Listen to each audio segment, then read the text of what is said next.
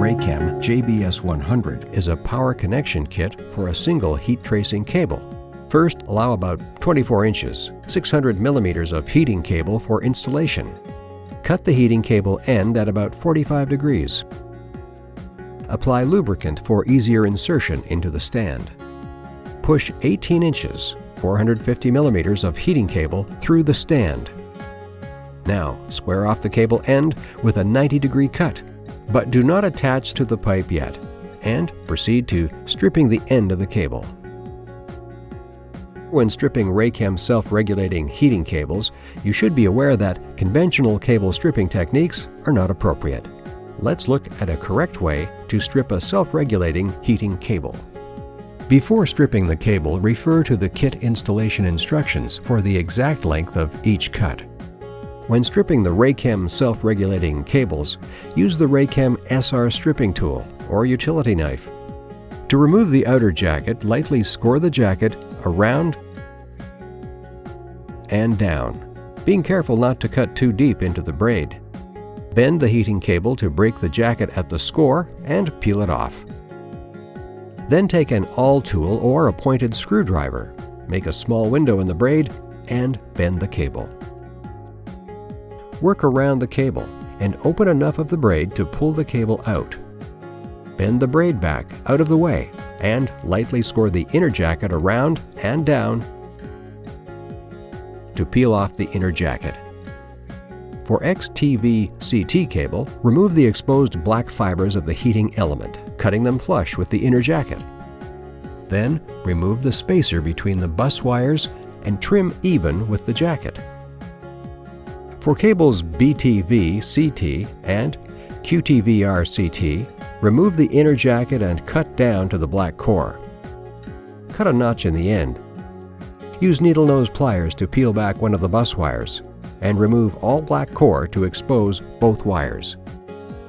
Now with the cable inserted into the JBS-100, mark 5/8 of an inch, 16 millimeters on the inner jacket. Retwist and straighten wires. Insert them into the core sealer guide tubes and push core sealer onto the heating cable to the mark made previously. Now remove the guide tubes. Slip green-yellow tube onto the braid. Trim bus wires and braid leaving ½ inch, 13 millimeters protruding out. Pull the heating cable back into the stand so that 1 inch, 25 millimeters is exposed. When fastening the stand to the pipe, use the appropriate number of straps indicated in the installation instructions. Be careful to run the pipe strap under the heating cable to prevent cable damage. A small pipe adapter can be used for 1 inch 25 millimeter pipes or smaller. This prevents the cable from being crushed by the stand. Next, be sure to tighten the box completely onto the stand so that the grommets seal properly. And install the cable tie so the box will not rotate. Conduct an insulation resistance test of the cable to ensure it was not damaged during the installation. And record the results. Next, to connect the bus wires and braids to the terminal blocks firmly, insert a flat blade screwdriver into the square hole to open the spring.